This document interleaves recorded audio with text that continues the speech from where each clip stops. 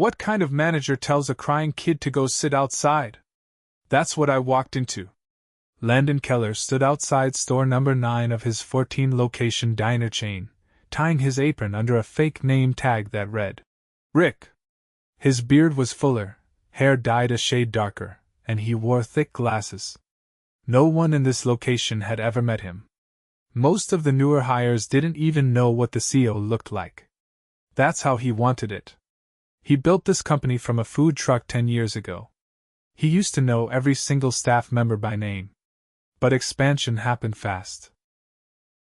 Now, with complaints piling in about rude service, cold food, and most recently a customer getting yelled at in front of their child, he knew he needed to see it for himself. He walked in through the side door as a trainee dishwasher. The kitchen was hot. The staff was tired. And the manager barely glanced at him. Rick, right? The manager said. Don't touch the prep table. Just rinse and load. We don't got time for chit-chat. His name was Darren, the general manager. Late 30s. Loud. Wore sunglasses inside. Landon watched him bark at a teenage server over a missing side salad. Customers could hear him from the dining area. He didn't seem to care. Landon got to work, keeping his head low. But he noticed something fast. The kitchen was 3 people short. A line cook was working both grill and fryer. Plates piled up on the pass. And the wait staff? Stretched thin, running food and drinks and still trying to smile. One of them stood out. A waitress in her 20s with a long ponytail and a tired expression, but she never let it slip in front of the guests. Table 6 asked for no onions, she said quickly to the kitchen. Let's get it right this time, please. Her name tag read Valerie. When she passed by, she gave Landon a quick smile. First day? She asked. Yeah, Landon answered. Does it always run like this? Worse on weekends. She grabbed a tray, balanced 3 plates, and hurried off. 10 minutes later, Landon was rinsing a stack of dishes when he heard a kid's voice near the host stand. Excuse me. I'm lost. He peeked around the corner. A small boy, maybe 6, stood alone with watery eyes. He clutched a little blue backpack and looked terrified. I came in with my dad, the boy said. I went to the bathroom and now I can't find him. Darren didn't even look up. You're not supposed to be behind the counter, kid. He's scared, Valerie said, walking up. Hey, sweetie. What's your name? Aaron, the boy sniffled. Don't touch him, Darren muttered.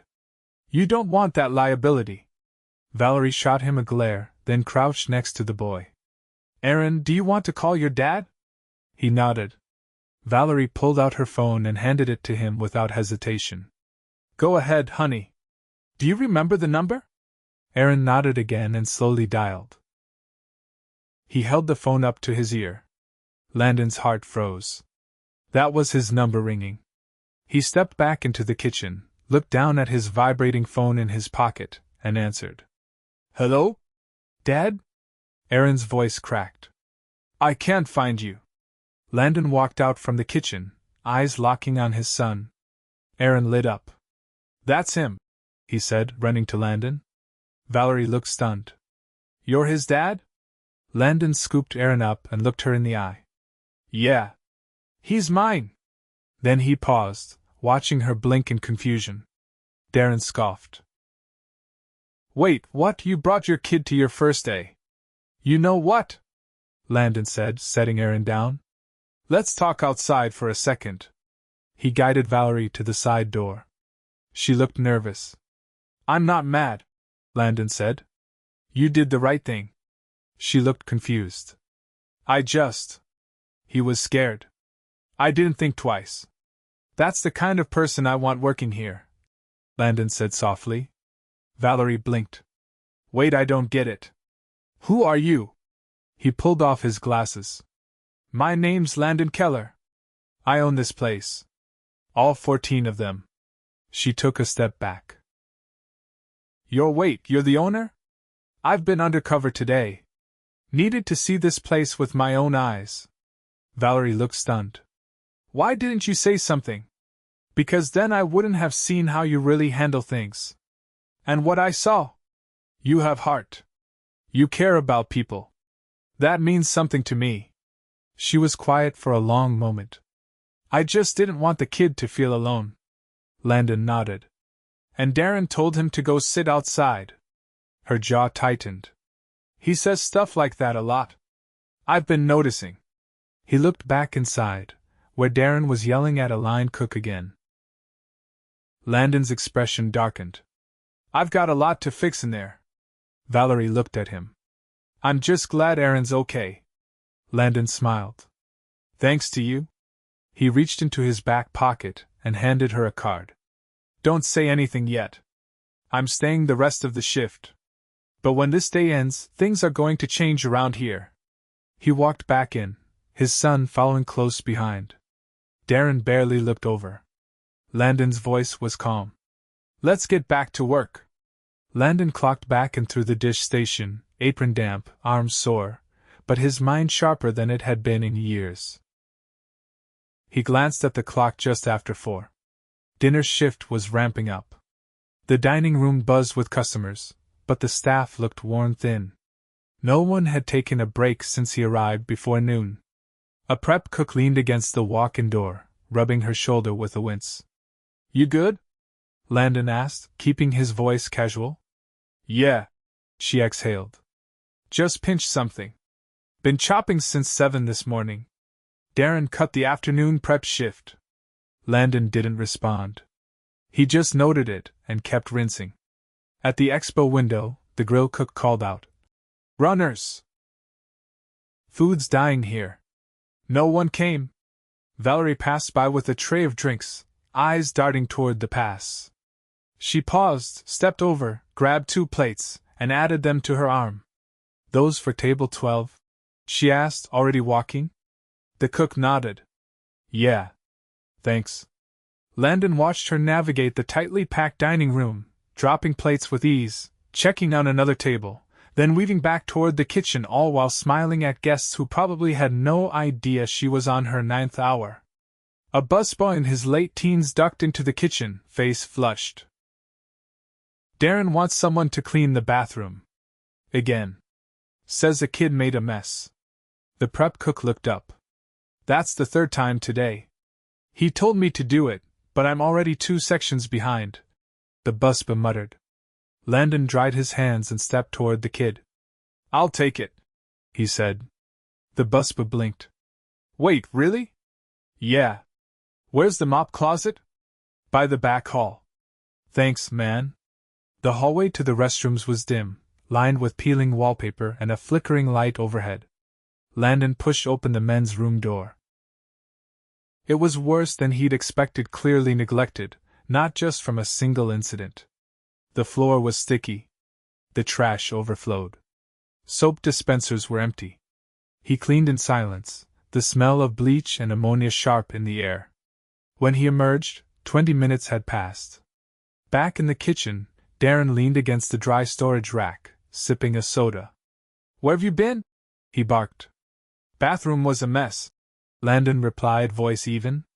You don't disappear without checking in. I told the busboy. Darren gave a dismissive wave. He's not your supervisor. I am. The prep cook dropped a knife onto the cutting board with a loud clatter. You ever gonna help back here? She asked Darren. He didn't even look at her. I manage. That's my job. No. You stand around drinking soda while we're falling apart. Darren pointed a finger. Watch your tone. Landon stepped between them. Hey. That's enough. Darren scoffed. Who made you the peacekeeper, new guy? Landon held his stare. Just seems like people are doing 3 jobs each while you're doing none. Darren's eyes narrowed. You got a problem, Rick? Landon didn't answer. He turned, grabbed a stack of clean plates, and started restocking the server station. Valerie was there, wiping down a tray with a wet towel. Her sleeves were damp, and her eyes were tired. You okay? Landon asked. She nodded but didn't speak. You haven't stopped once. I'll take a break after the rush. He looked at the clock. That's still hours away. She shrugged. Comes with the job, right?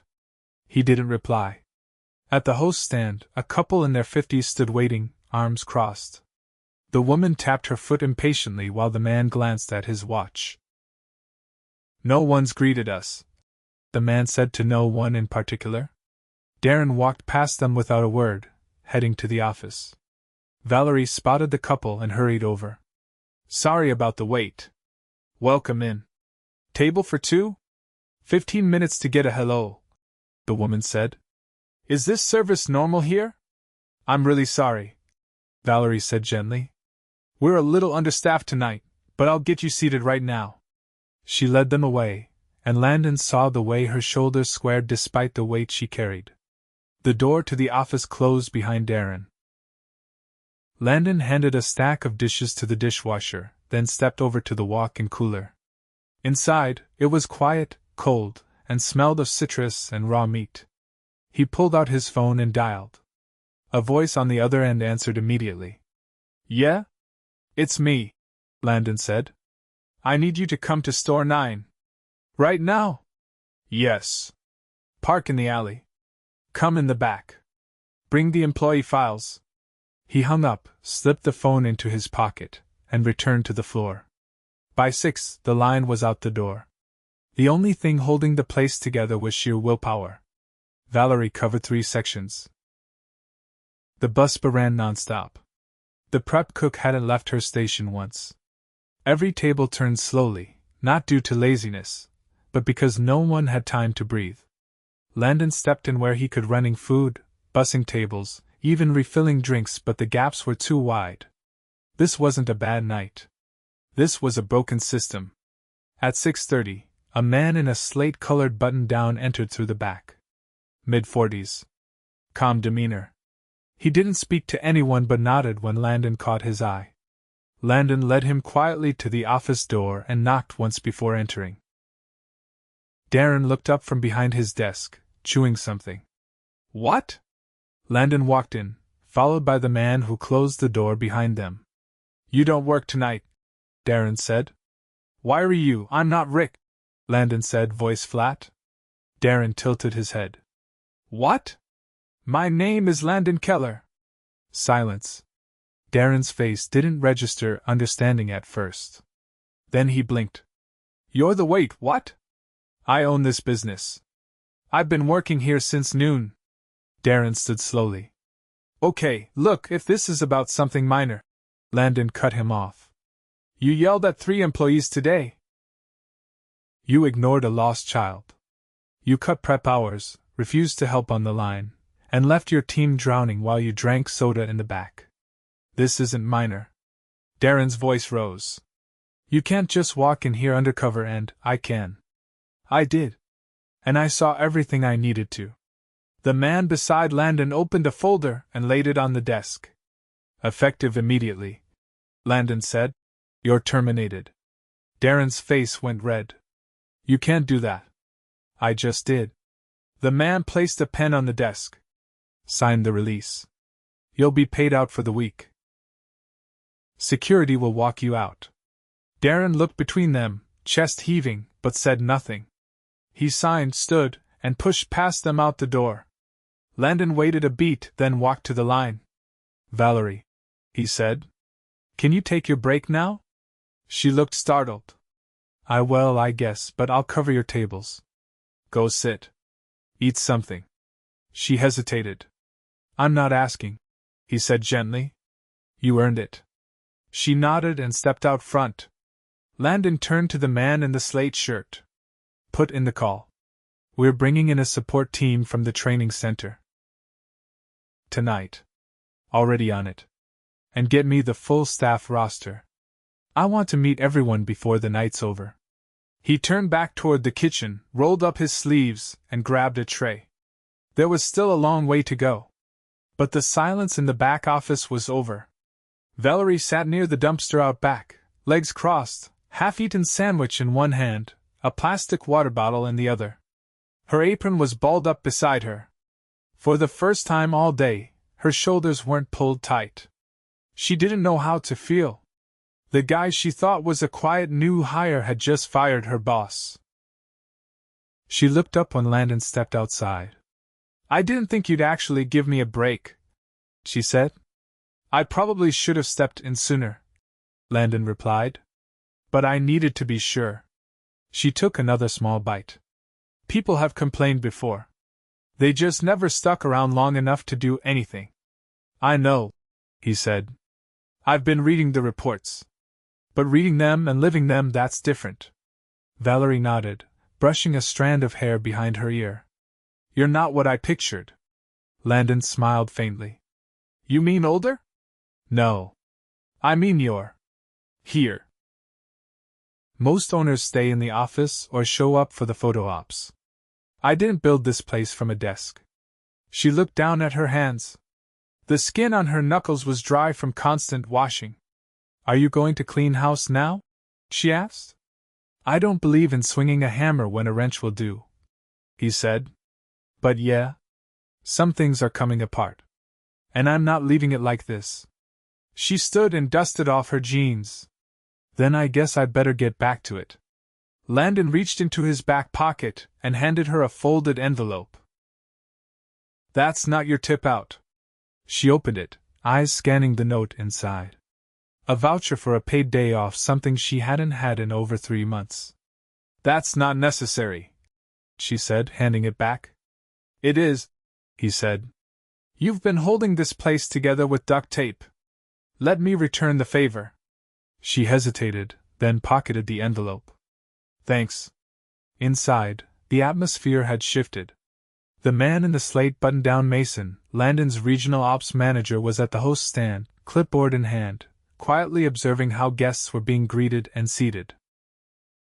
A second assistant from headquarters, a woman named Kiara, was in the kitchen auditing food safety logs and prep procedures.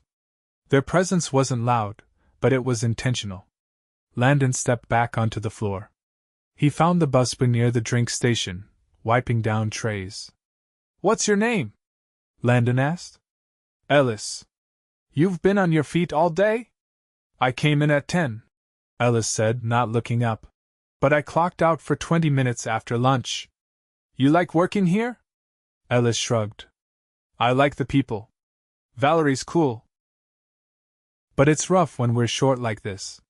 "You ever raise that with Darren?" Ellis gave a brief laugh. "He said I should be grateful to have hours." Landon leaned against the wall. "You ever want to move up? Server, maybe?"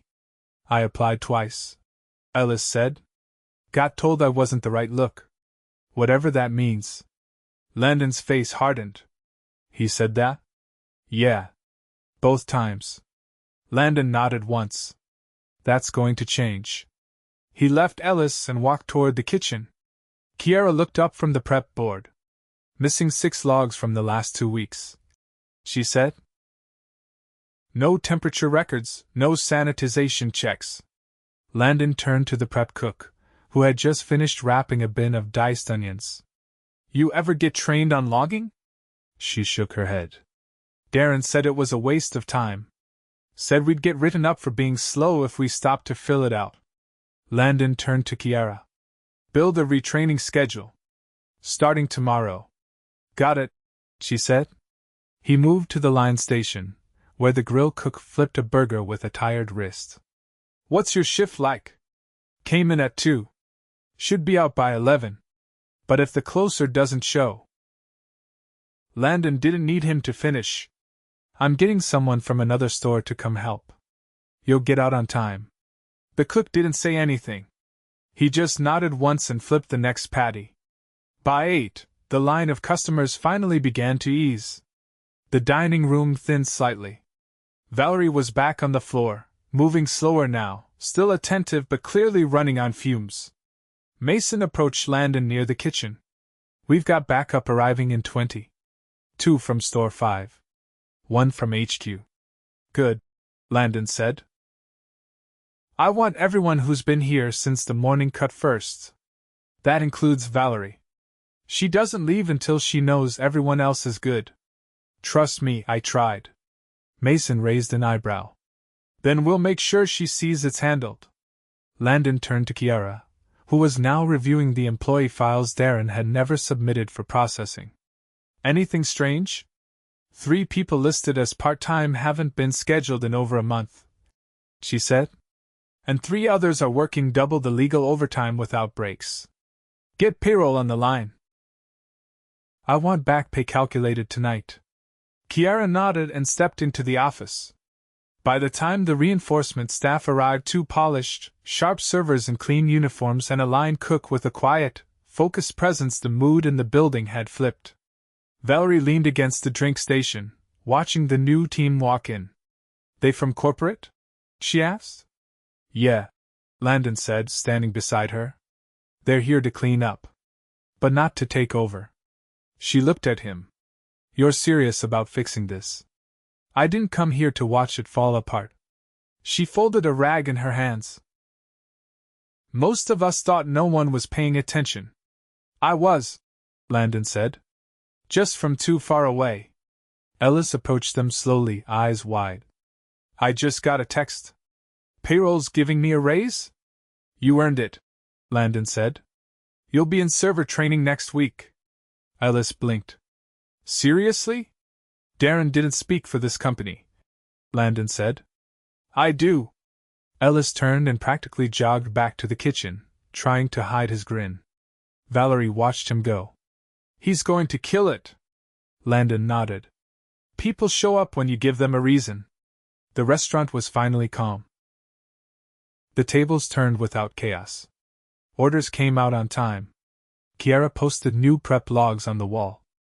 Mason handed out revised schedules. The staff who had been there since morning were rotated out one by one, each thanked personally. Valerie remained, watching the door. I can cover now, Landon said. You can head out. She hesitated. Ellis has your section, he added. Kiara checked it herself. Valerie finally exhaled. Okay. But only because I trust Ellis. She stepped out to grab her things. Landon walked back into the kitchen, where the backup line cook was already organizing the cooler. You need anything? Landon asked. The cook shook his head. Got it. This place just needed structure. As the clock neared 10, Landon stepped into the office and looked around. Darren's clutter had been cleared.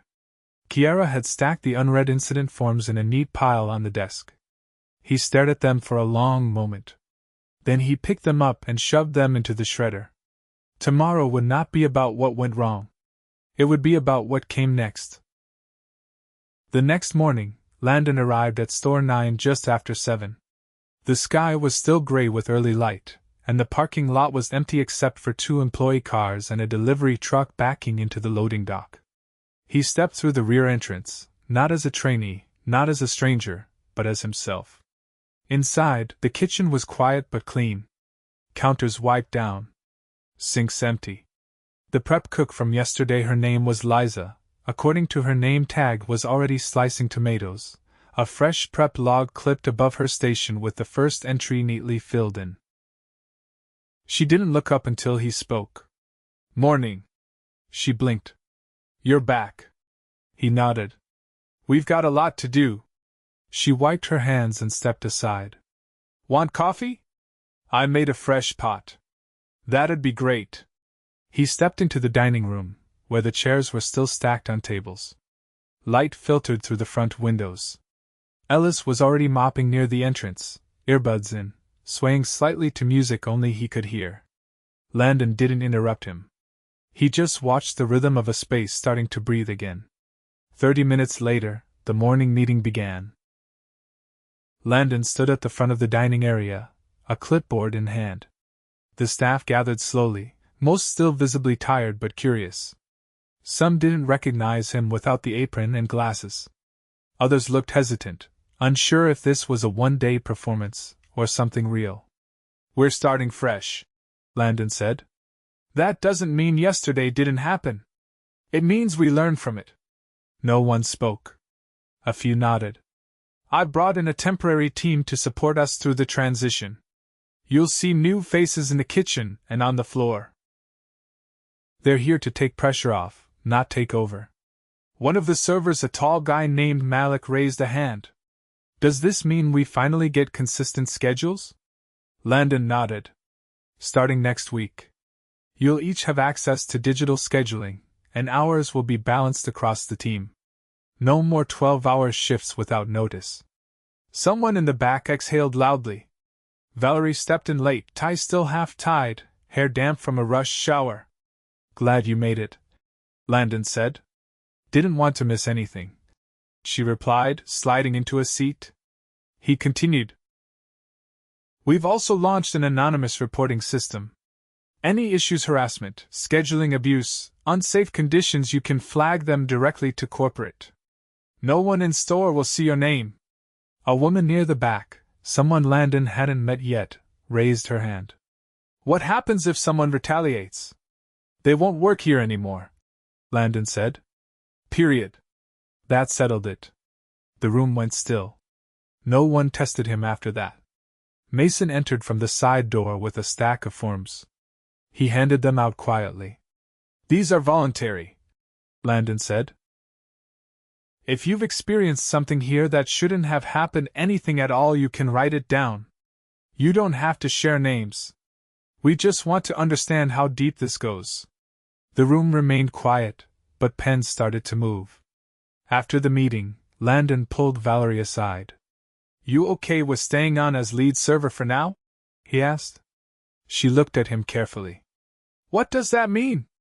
Not a promotion yet, but a chance to help rebuild.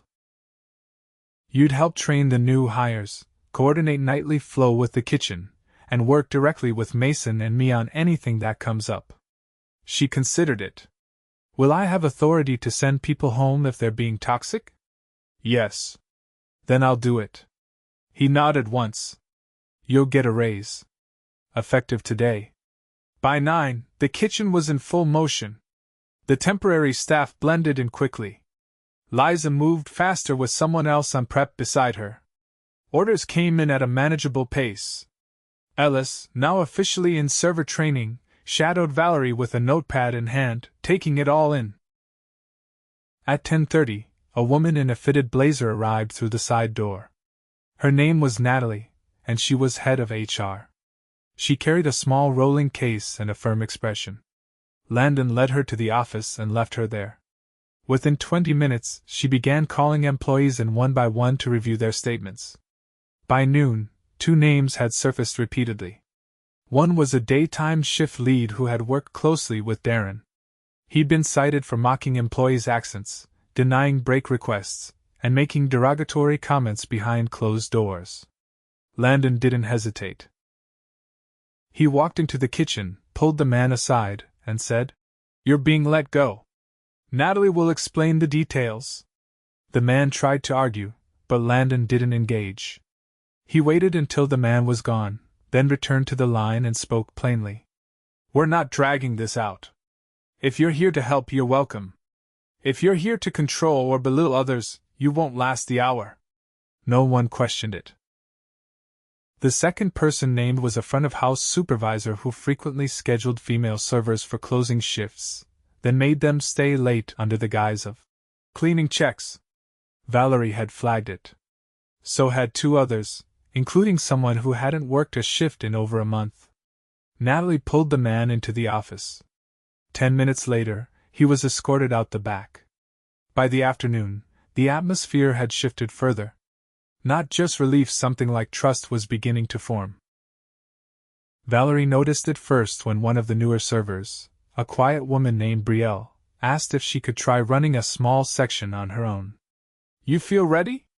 Valerie asked. Brielle nodded. "I'd like to try."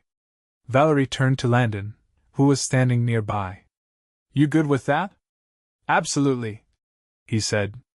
They gave her 2 tables. She handled them with quiet confidence. When one customer spilled a drink, she didn't panic. Just grabbed a towel, apologized sincerely, and comped the beverage without prompting.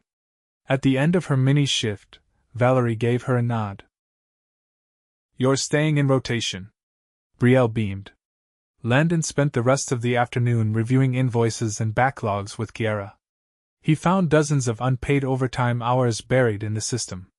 He authorized back pay on the spot. By 5, the dinner shift began. Valerie coordinated with Mason on table assignments. Ellis, now in uniform, took his first table under supervision. He stumbled slightly on the appetizer menu but recovered with a genuine laugh and an offer to double-check the kitchen. The guests smiled. They didn't care that he was new. They cared that he cared. At 7, Landon sat down with the entire staff in the break area. Dinner rush was steady but under control. No one was falling behind. "You all showed me something yesterday," he said. "Not just what was broken but what's worth saving." No one interrupted. "This store will be the pilot for a new leadership training program. Anyone who wants to grow into management, training, or even corporate will support you. Fully. Paid training, mentorship, everything." A few employees exchanged glances. "Even if I've only been here 2 months?" someone asked. "Especially then," Landon said. Valerie leaned forward. "What if someone's still not sure if they trust it?" "You don't have to trust me today," Landon replied. "But give me the chance to earn it." He stood. "From now on, no one stands alone here. Not a customer. Not a kid. Not an employee." The room was quiet.